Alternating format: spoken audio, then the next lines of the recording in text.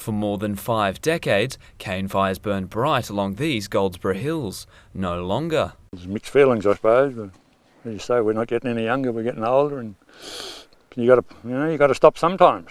There's no one else to come in, so you just got to stop. Brothers Jim and John Dockery bought the 50-hectare property from their parents in the 1960s.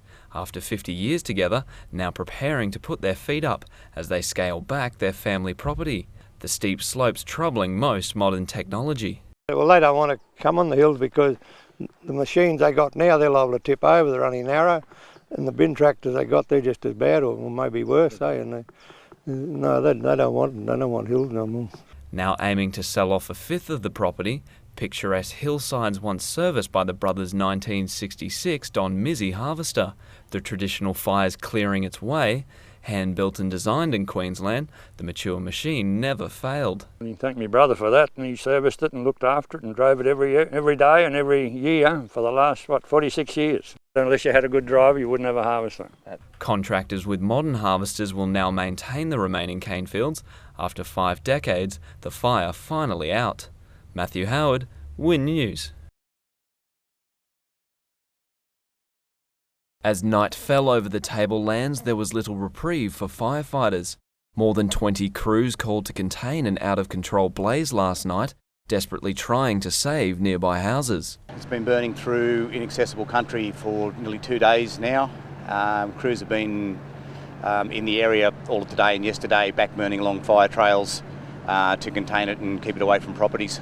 Heavy machinery brought in to create fire breaks last night, narrowly saving 3 family homes. I knew the fire was coming in from Herberton and that it was coming over the hills, but I didn't expect it to come up as quick as it did this morning. We saw the flames over the back here and I could see them coming up through the hill down there. Thick smoke blanketed towns throughout the tablelands after another fire erupted at a nearby quarry, threatening the town's water supply. One of just dozens of Firefront's crews were battling across the region last night. Flaggy Creek Road, Old Caban Road, another one on the other side of Herberton, out on Rolly Road as well, and they're sort of interconnected, and those crews have been jumping from one fire to the other to help each other out. Firefighters are furiously backburning around the area before overnight temperatures drop as low as 13 degrees, preventing any chance of containing the out-of-control bushfire. Firefighters unable to quantify the land lost today, with blazes stretching from Moomin to Mareeba still burning, some battling for more than 15 hours a day. I'm very grateful. My son's actually up there, he's a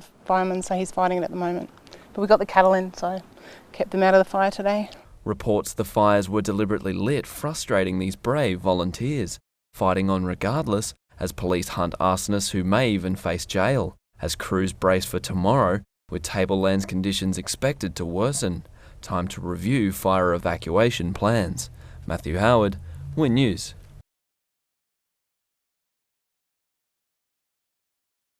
A food lover's haven. Not only do the people from the south not understand a lot of the fruits and vegetables that are on display here, but the people here haven't. People travelled from far and wide at the weekend for the Australian Bananas Market Day extravaganza in Innisfail.